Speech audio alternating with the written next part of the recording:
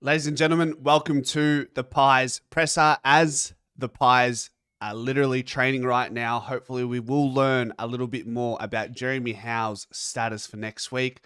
And we kindly await the game to arrive upon us to decide who we end up facing in that prelim out of Gold Coast and Brisbane. It's time to talk all things black and white.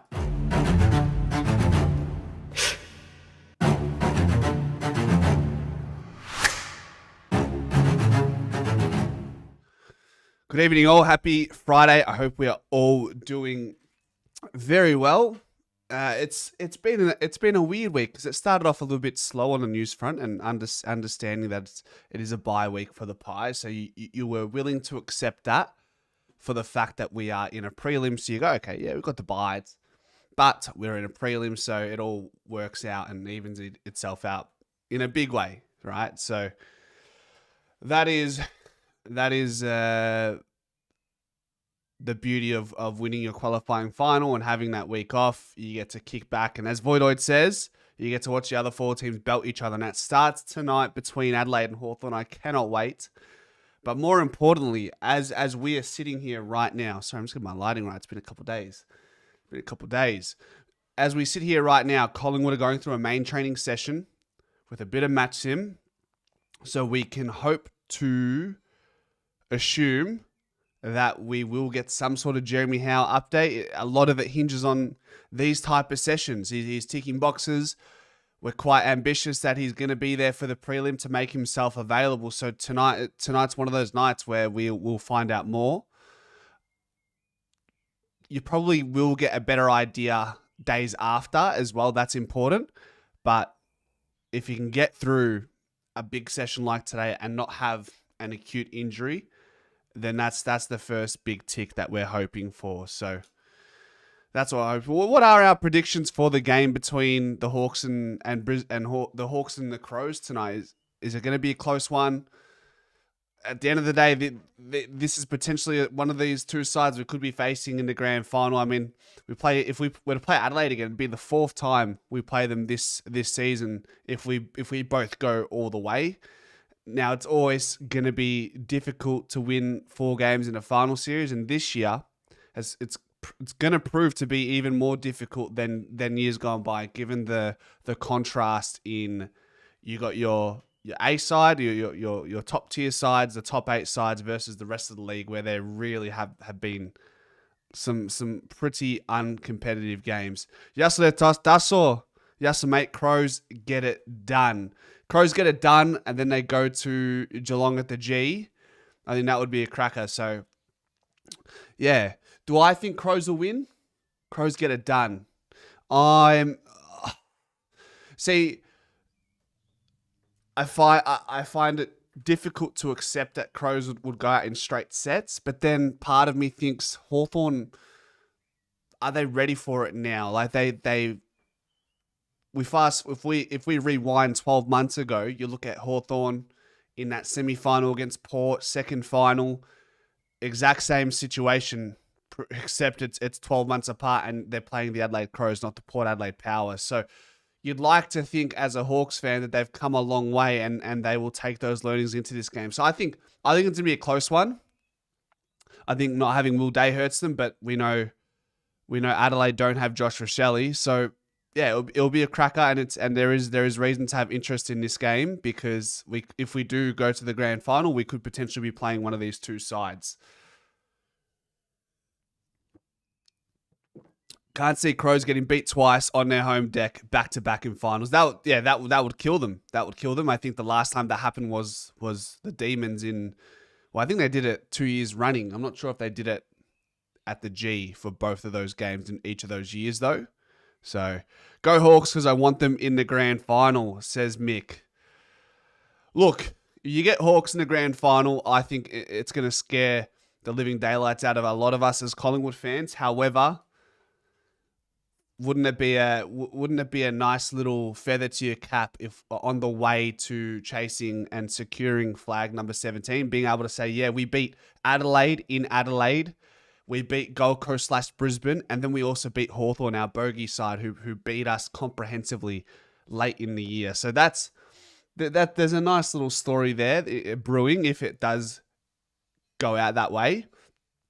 So that's a watch this space. Crows will win by at least 30 plus points. Hawthorn cannot beat the Crows. They have proven they can beat Hawthorn not long ago. Hawthorn cannot beat the Crows. They've proven they can beat Hawthorn not long ago.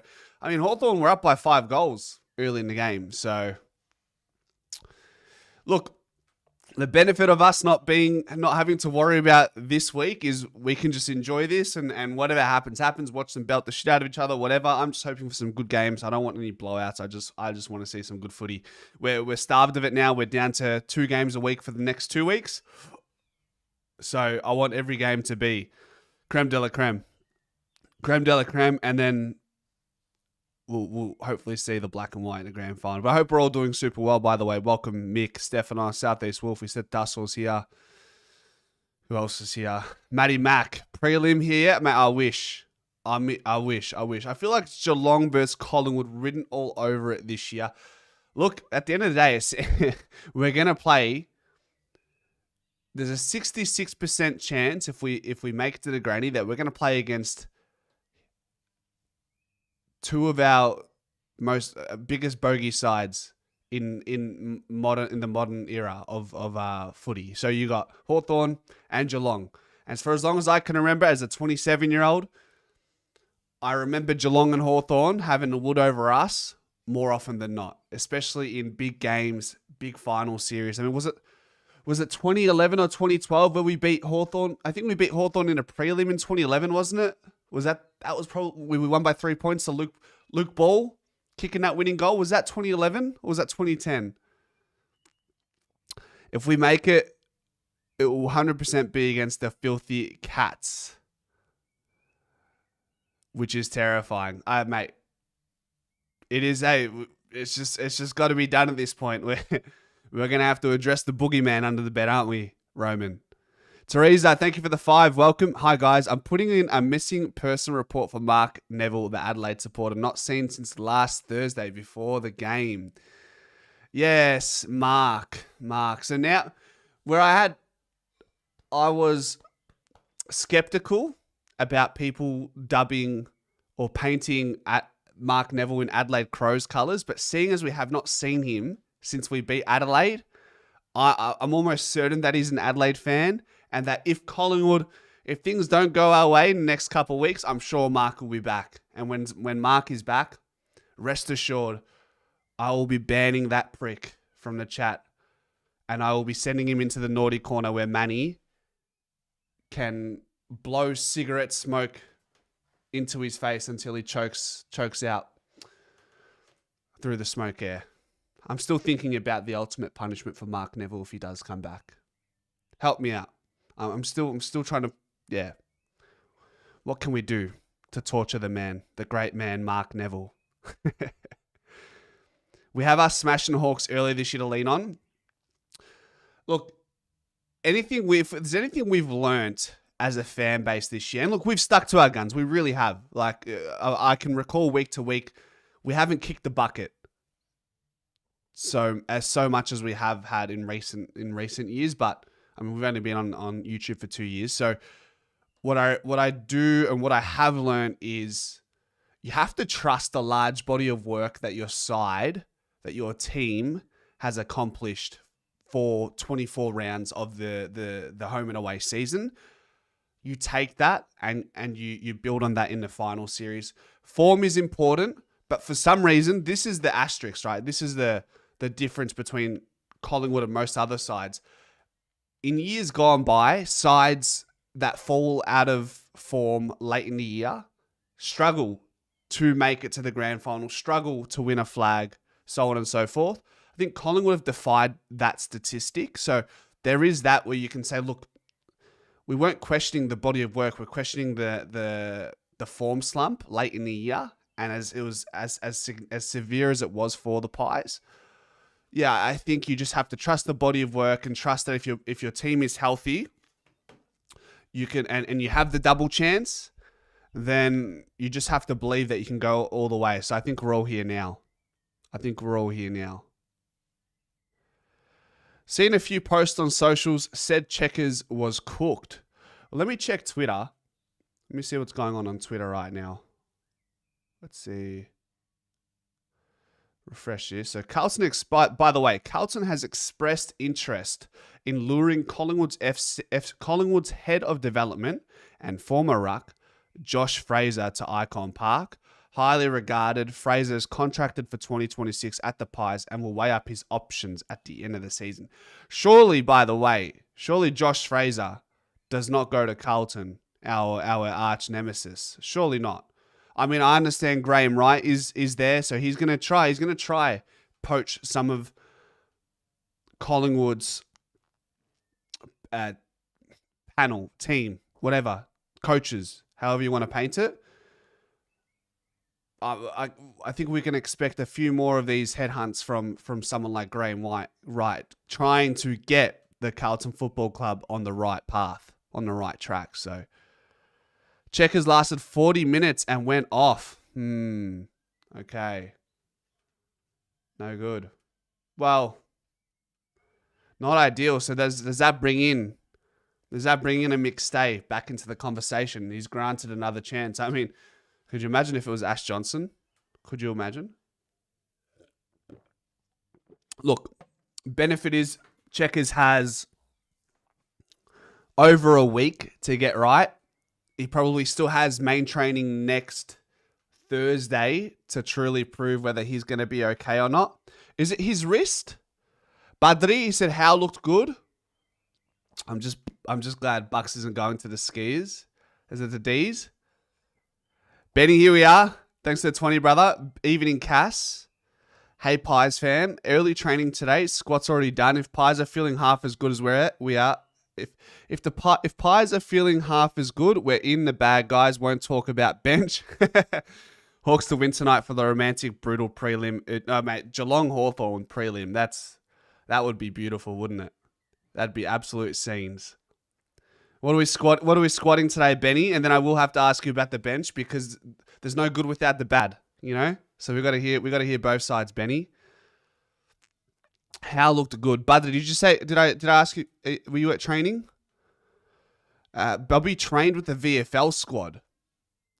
What do you mean? So did the VFL squad, do you mean the two, like black versus white? He was on the white side. Is that what you're implying, Badri? Hey, Lockie, here he is. Big dog. How are you, mate? Here he is. What else are we thinking, guys? What else? What else is on the tip of your tongue? These streams are driven by you guys. So get your chat in, and as much as I can, if I don't go on a tangent when I see a good question, I will try my best to answer as many questions as possible. Westy training, which is good. He's in match sim here, is what I'm seeing. So, I mean, geez, could you imagine if they go like, not to think too far ahead of things with where Myercheck is at right now. You look at the alternatives. It's McStay, who's trusted and experienced, and then you probably got Charlie West next up. Wasn't there, but saw reports. Why am I not getting these reports on Twitter? Where are you guys seeing these reports? Did you say swoop? Did you say swoop?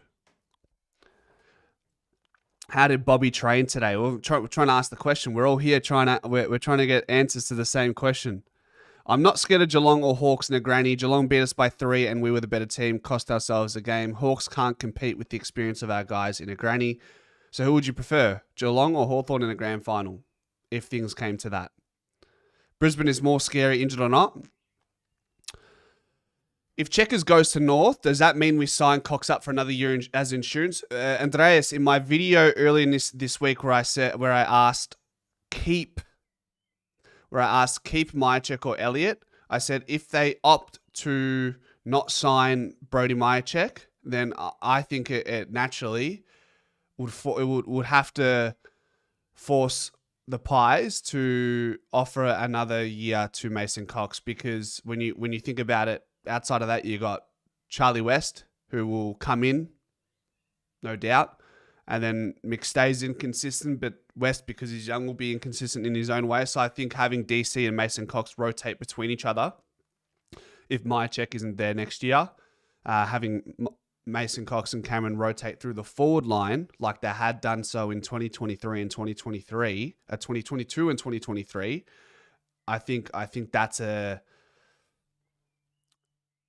it's an option. It's an option, and when the free agency and forward line options aren't incredibly deep, like we've got players who are unproven at this level. So I think if, in a nutshell, if Mychek is gone, I think it opens up an opportunity for Mason Cox to last another year, especially when Mason Cox has suggested that he wants to play on for another year. I'll never forget when my old man threw a VB can at the TV the moment Travis Varco kicked the first goal of the 2011 grand final. Where was I for the 2011 grand final? I can't even remember. Was I there, Chris? 2010, I was in Greece for both the games. Can't remember 2011. I just feel Essendon will lurk around for Mason as they need a ruckman. I'd rather him finish at the Pies either way. I think there's got to be something in being a one club player. If it's Essendon or Collingwood, you'd like to think that Mason Cox would like to stay at the Pies, especially if you think about it, right? Like Essendon aren't going anywhere next year as far as finals is concerned. So why risk your body and play another year at Essendon when you're not really going to play a massive role in their development if you're only going to be there for 12 months, 2 years max, when you can stay at the Pies where there's a potential opening for you to play more footy than you did this year. To me, it seems like a no-brainer for someone like Mason Cox. If you had option 1 being Collingwood and option 2 being Essendon, should be an absolute no-brainer that he plays for the Pies. Bombers already have upstairs in your room. I don't remember. I don't quite remember. Long time ago. Plus, I'm seeing here Lions, worst chant in AFL, Teresa. Black and white. Bombers already have 4 rucks. So they have Sam Draper, who's all but gone. Told Goldstein, close to finished. Who are the other ruckmen? They got Brian, did his ACL, so he'll be out next year.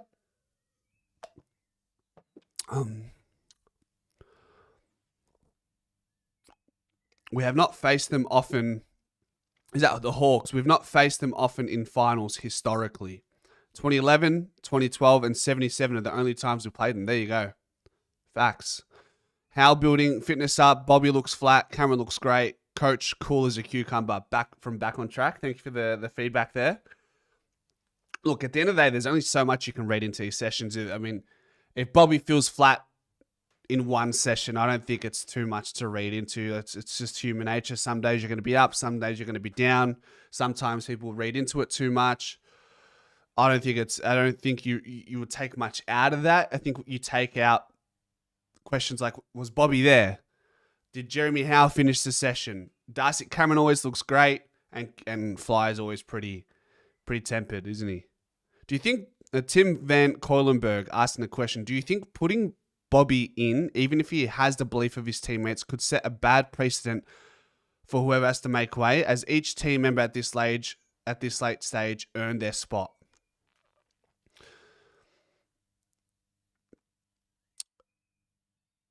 I'm sure there has been a checklist that has been set for Bobby Hill to give himself every chance to play in the prelim. Beyond the fact that he is superstar talent within his position, there's that, okay? He is training. He's faced off-field dramas, which happens from time to time, and some of it is, how do I word this?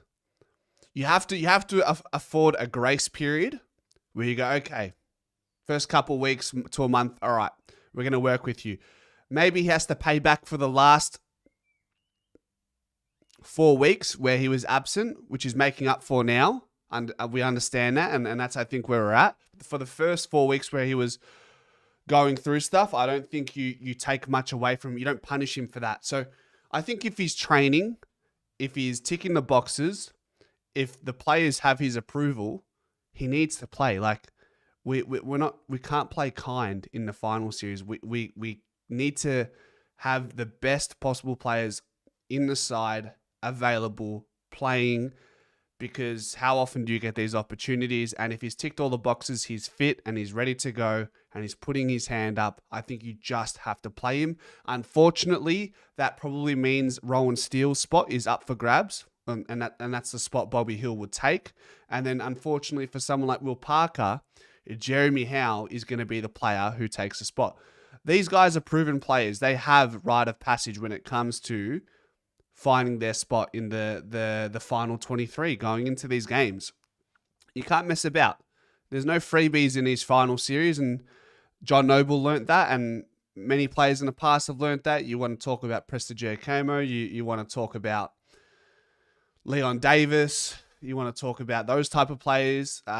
There's just no freebies. You're going to play the best side you have available as long as these players tick the boxes. I don't have any qualms with Bobby Hill being selected.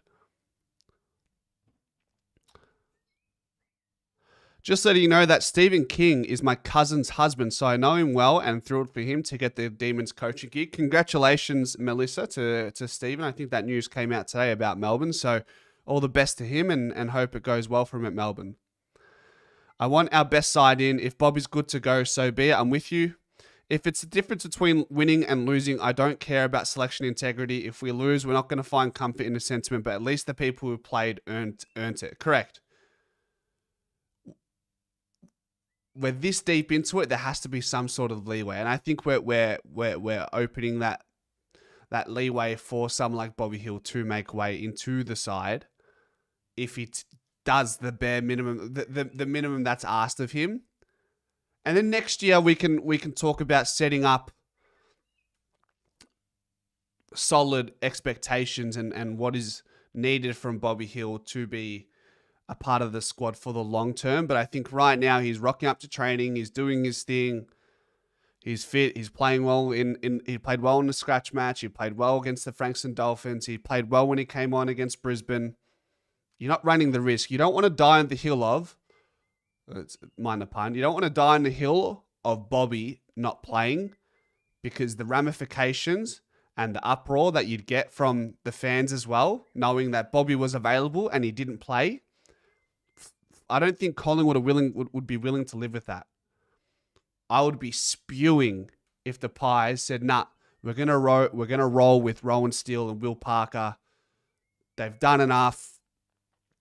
Jeremy Howe's not fit to perform. Bobby Hill hasn't done enough. It's just like, yeah, that would make me sick. It would. No stone unturned. Look how aggressive Hawks are off the field with trying to get back to a flag. And there's no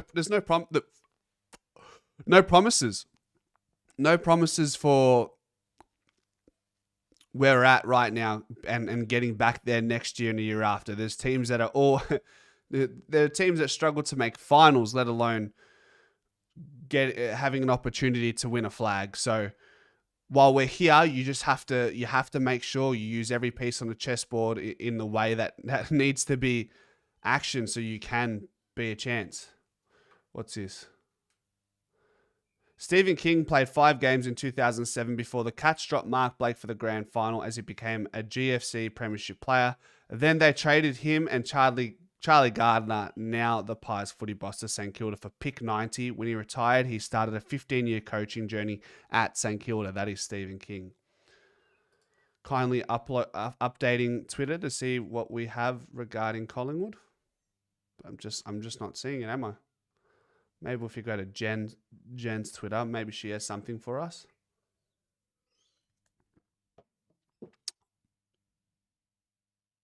Westy, how's this? How's this, by the way? Let me see. Let's go. See that? How's this on Darcy Moore from Young Westy?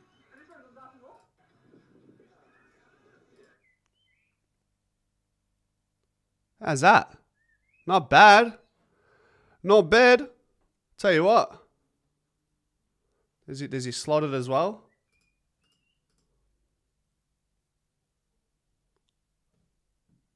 Big Westy, daring to be available for the prelim. Could you imagine? That would be a massive risk. He kicks the goal, of course. More Westy here. On Frampers. Mate, dude's got it. Dude's got it. Whether it be this year or next year, I'm telling you, this guy, Westy, he's got it. He's got it. I believe Hill will at least be the sub if we make the grand final. I want him to be at least the sub for the prelim, Tony.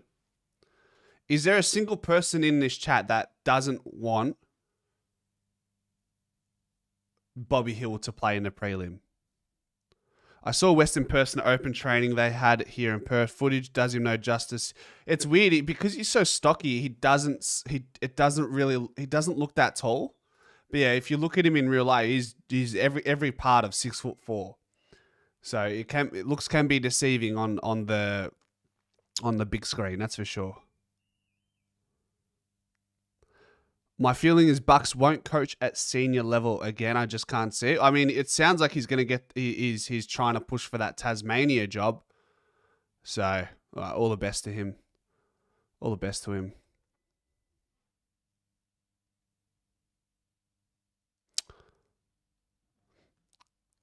What are some other questions we have in mind, guys?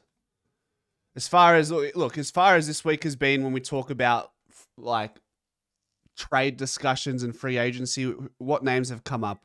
Buller from Sydney, who really there's a small sample size in the AFL for Buller, but maybe this is an opportunity when Collingwood can jump early on this player and not have to give up too much, and just gambling on that this guy's shown enough in 9 or 10 games at AFL level, found consistency in the second half of this season. Maybe you look back at this in 12 months' time and Buller's on our list and he's had a really good season. You look at it as one of the steals of the trade period potentially.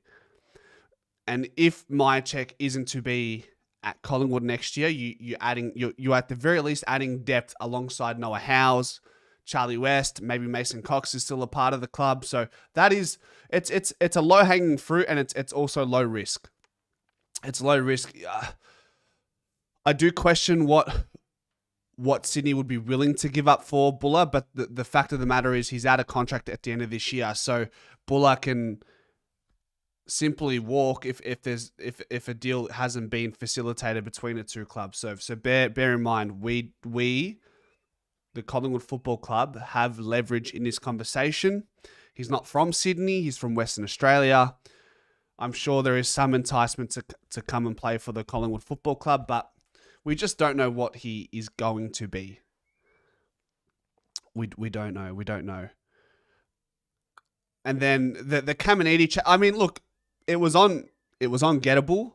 I think Sam Edmund that reported the Buller one, and then Cal Twomey mentioned Caminiti's name along with Tyler Young and Jacob Light, but that's as far as it goes.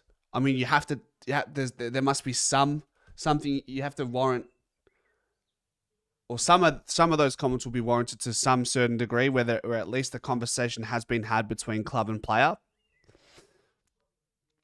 But yeah, these are players who are going to be potential bargains and can either work out your way and things look great, or it can go horribly wrong.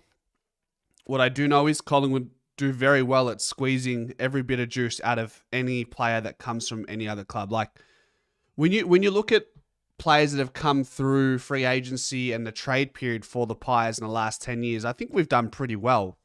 Have we not?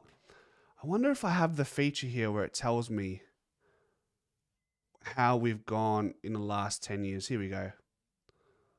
Have we not done pretty well? Let me share this with you.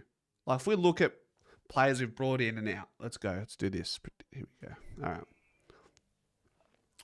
All right. So who do we bring in? We bring in Dan Hewson, Perryman, Tim Membry.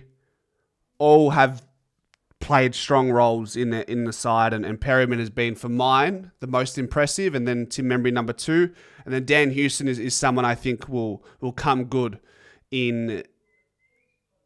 I mean, he's come okay, but I think he'll come good next year. So this one we have to be a little bit more patient with.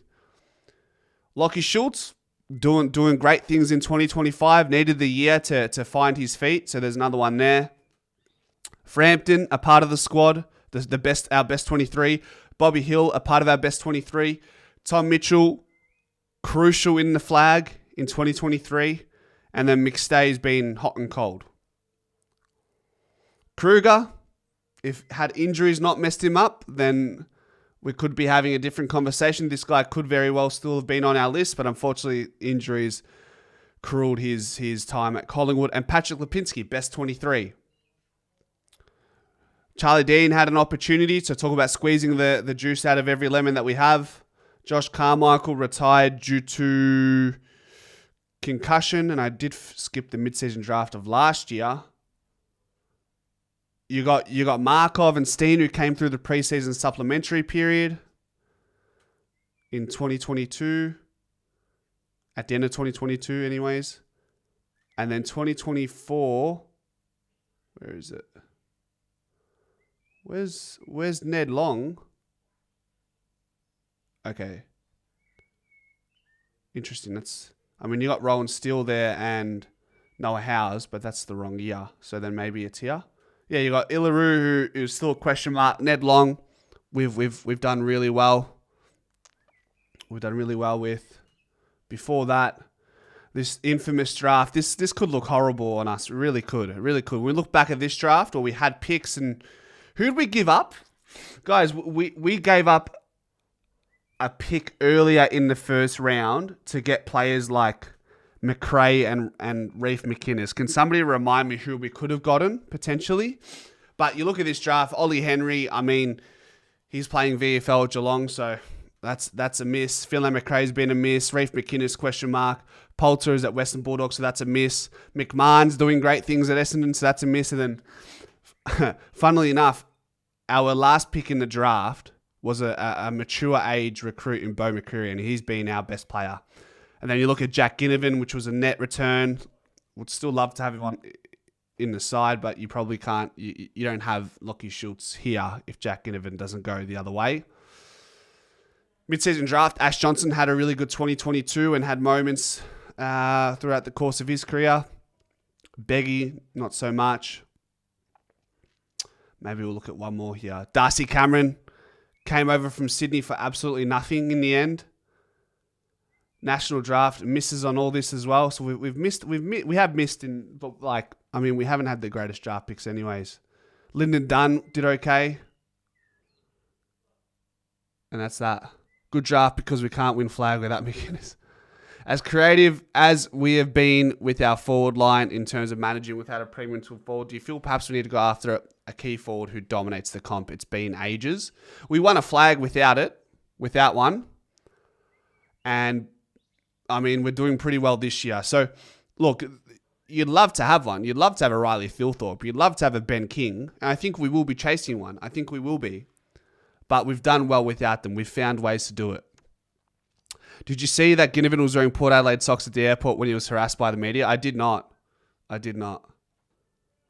yeah.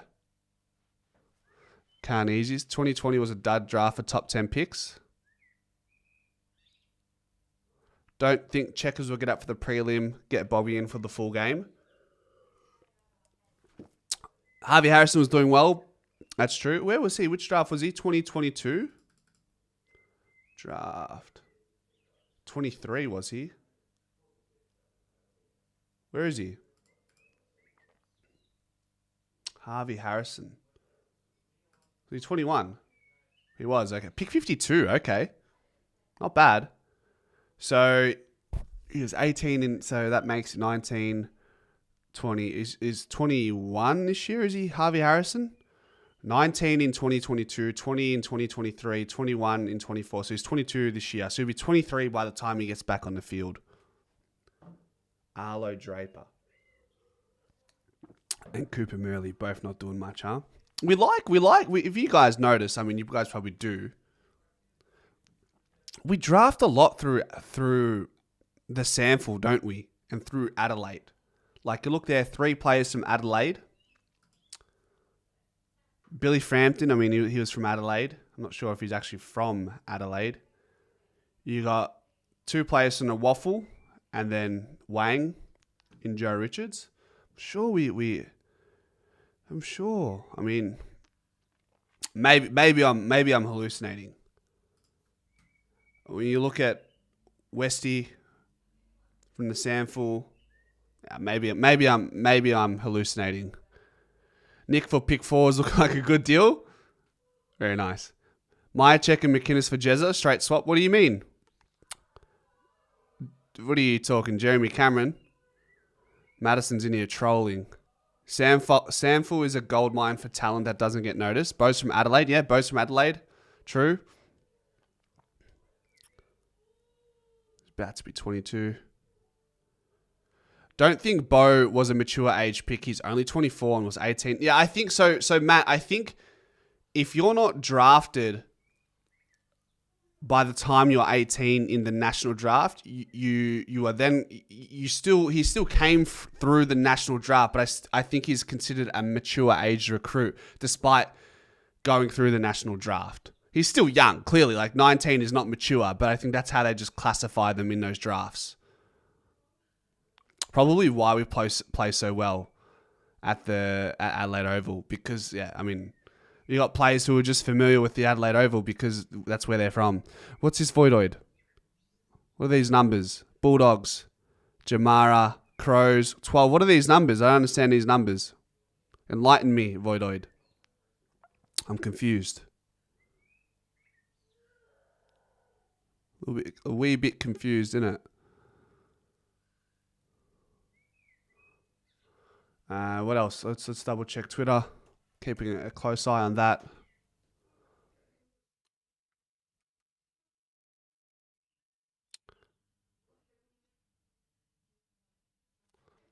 Not getting much. Eh?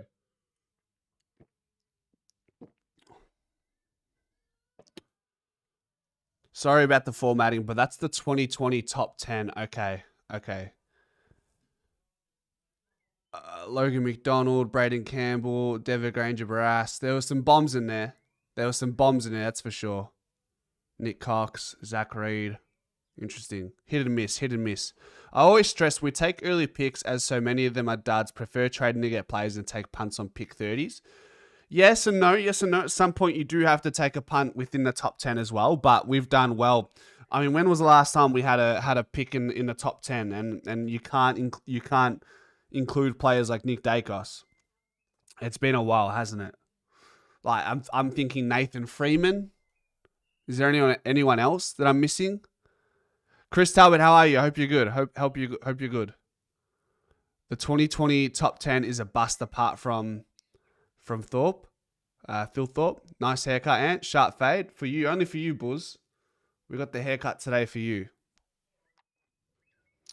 Early picks are overrated. So many legends of the game come from 30 onwards. Look, we can't discount the talent that is typically within the top 10 of the draft. So let's not be naive. But yes, we've done well without it. And when you're a destination club, that helps. But there are obviously generational talents in the top 10. Scharenberg, yep. Scharenberg, was he from Adelaide as well? Am I remembering correctly? De Gaulle was our last good one. So 2014, you got Darcy Moore, who was father-son, and Bruzzy and Jordan De Gaulle, and then you brought in Jack Crisp through that trade period as well. So, yeah, that was a hell of a return recruitment-wise. And, I mean, you go all the way back to the early 2000s. You got Dale Thomas, and then you got Pendlebury as a compensate or priority pick, or whatever you want to call it. Funnily enough, it was Carlton that we lost to that solidified our access to Scott Pendlebury in that top 5 of that draft. So we've done well. We have done well when we've had opportunities early in the 2000s to bring in great players. But yeah, the Nathan Freemans and the Scharenbergs of the world have not hit for us, have they? Stevenson, yeah, Steve-O, 2017 draft. Was he pick 7? Again, like, could have been anything, but just didn't have the mindset. I put him in the same category as a Braden Sire. Now, I understand different draft capital when they came in, but I'm just saying, like, just like commitment-wise and mentality and attitude, those two players you probably put them in the same box. Sash, we will need an A-grade midfielder for 2026. With Pendles most likely retiring, who can we target? Well, Pendles is playing next year. He's already extended his contract, Sash. I McGuan won't play in the midfield. Like, I think McGuan, if he does play next year, I think he plays on the wing, in the forward line, off the half-back flank. Really, it's with McGuan, guys, I think we really have to just be patient with him. This time last year, we're talking about McGuan being a top 5, top 10. Some people top 20. He might not even be that right now, which, you know what? It might be a blessing in disguise for McGuan. The expectations won't be super high. We'll be patient with him and make sure he's ready. When he comes in, he's ready. Like Geelong, they don't rush players in. They mold them and build them up in the VFL, and they come in when they're 20, 21, 22. I'm hoping that we can get returns like that on players like Jacob Ryan, TJ, Finlay McRae. Obviously, is probably not gonna be the one. I'm hoping Will Hayes can have another good year in the VFL. Joel Cochran, like serve your apprenticeship. Like don't just think automatically if a player is out, you have to bring in one of the youngsters. I was a victim to that last year. Whenever there was an older player injured or out of form, I was like, bring the kids in. But when you watch the VFL and you understand, like, these guys are still kids and you can't bring too many in at the one time, it affects the synergy of the side and the connection and the organization as well. I think we have to be patient with those types of players. But to answer your question before I digress and forget what you even asked. So, I mean, Josh Dacos is a threat in the midfield next year. Jordan De Goey, if he's fit and firing at the right times. I think our midfield looks good when we are fully fit. Yes, numbers wise, it hasn't been great this year, but we were without De Goey for the most part of the year. And post clearance, anyways, our midfield tends to do quite fine. So I don't think it's the biggest issue in the world. You look at teams like Carlton and Melbourne, who are one of the best midfield sides in the comp as far as contest and clearances are concerned. Where are they? Out of the finals. Lift. They told McGuan to tank. That's what we're hearing. Tom Phillips looked good for a while, and now he's out of the league. Ramsey, Oxley. Do you know how much of our cap we're using? So you can use up to 105%. So you can go 5% over 100. I actually don't know where we're at, but I just know that for facts. But yeah, you're looking at picks like, or players like Matt Rowell once his 2-year contract is up. Until then, I think we should put the eggs in the basket of trying to consolidate key tall stocks more than the midfield right now. I think those are our bigger issues. But I mean, they're our biggest issues. But we were the best side for the most part of 2025, and we could potentially win a flag. So, how deficient are we in our 3/3 of the field? Like we're doing all right. We're in a prelim, so we're not far off it. Our depth must be okay. So, look, off season's going to be fun. We're gonna abuse the living daylights out of it here at Pies Footy and at Black and White United as well, and everyone else in between. We're gonna make an absolute meal of it because we're all fiends for incoming players, and when the off season is fully in motion and draft and trade and free agency is happening, you cling on to any type of Collingwood content when there is no week-to-week gameplay. You cling on to those things. So we will be there for every rumor. We will be there. There will be a video for every single rumor, and there will be live streams most days. So for the suckers, for the tragics like you and I, we will be there. Defense wins you flags, and we have been the best for the most part of the year. Muzz loved the Lions too much. It was Muzz, Steve-O. Hopefully we can keep a good core Tiger next 5 years so we can pay them well, but leave room for some key talent acquisitions. Emma says it can impact young players' confidence if they're thrown to the wolves when they're not ready for the top level. I think if you can avoid it, you should. They'll know when they are better prepared. You look at the contrast between North Melbourne, who are just a bunch, pretty much for the most part, besides this year, have been just a bunch of first round picks. Great talent, but not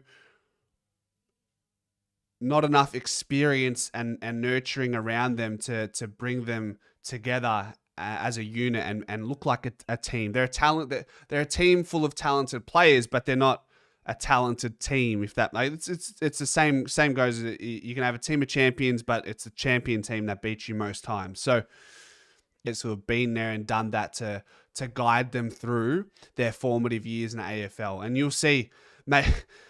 I don't think it won't be long till we see Richmond competing for spots 8 to 12 in the next few years. Like they're gonna bounce back pretty quickly because of how well they've done. You just off the back of this first year with their kids and their rebuild, you have the feeling that they're not going to be at the bottom of the barrel for too long. Yeah. Haha, you totally changed what I said. Wait, what was it? Defense wins you flags and we have the best. What did I say? I can't remember. Agree speed was Murray, yeah, Mars. If Hawks get merit, the whole league is cool. I think this. Oh man, the media, old man media, some people call it, mainstream media, just sickening. Like they just belt, they just rinse the living daylights out of articles and headlines. Like I feel like I've seen 30 different articles on Zach Merritt this week. Do I read any of them? No, but they're still in my feed. It's just sickening, really is. Like just talking about the same thing over and over again, like creating confusion, dividing the club between people who understand merit and also trying to turn people on merit. Like it's just mainstream media 101. Like they just force you to become confused and divisive. And I mean, does it ring a bell? It just sounds like where our world is at as a whole right now anyways. So the same principles that mainstream media use when it comes to talk about politics and everything else, it's applied in mainstream media for the sport. It's sickening. Linford, Ellard, 2 more, bro. Job's not finished yet. Let's keep the momentum going. Need Bobby and Howe in next week. Amen. 100%. We have the best defense for the majority of the year, which is true. You know, for the last 6 weeks, maybe it wasn't that, but for the most part of the year, we were the best defense, and we had that to lean on going into the final series, and that's come to fruition again. Who can you see being the next on-field general to replace Pendles for the future? Well, if I want to lean on a cop-out answer, I'm going to say Nick Dacos. But if you want me to think outside of the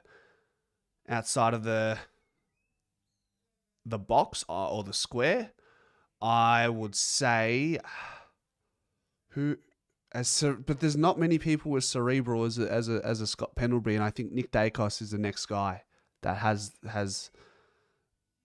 a general mentality and is a real footy head who understands the game in motion. Nick Dacos, and if I could just give you one more, I don't know.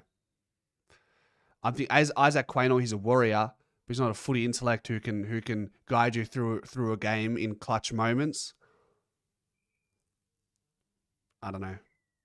Don't have an answer. Yeah, he's really the only choice. That's what I'm thinking. I'm stumped. Good question, though. Despite those 6 weeks, the defense is still ranked number 1. So there you go. Best number 1 defense for the year. There you go, Therese Zaza. You got your answer that you wanted. The Pies number 1 defense for the year, despite the last 6 weeks of the home and away season. Nick was a leader in his first year and sees a game like Pendle. So that's what I'm thinking, Martin. That's what I'm thinking. I think that is what we will miss. Well, look. Nick will he'll gather up some soldiers. He'll show them the way, and they'll pick up a few handy little tips and tricks on the way, like Scott Pendlebury has brought Steel Sidebottom along with him. I think Jeremy Howe's a bit of a general as well. I think Braden Maynard can be that. So how about that for an answer? If we're talking about a D50 general, I think Braden Maynard can be that. Certainly. I think Jordan De Go, he's powerful, but he's pretty smart. He doesn't just Like if I look at players who have the ability to lower their eyes and find difficult targets and delay the game as much as possible, I think DeGoey can do that at times. The way he finds players going inside 50, finding opportunities in little holes in the forward line to take uncontested marks where there's not a lot of space. I think he does that quite frequently, and that's quite underrated around the arc. I think DeGoey does that well. Josh Dacos, I mean, Nick is Nick, but Josh also, he'll be a general in his own way. Yeah. Hawks by 20, others will stand up. Prediction for tonight, D's. I think the Crows by 2 points.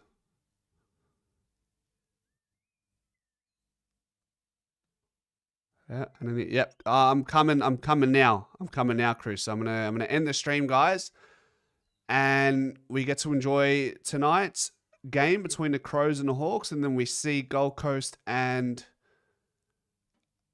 Brisbane, and go from there. Perryman could be a general as well. All right, guys. We'll see you probably Sunday for a stream, and until next time, guys, go Pies.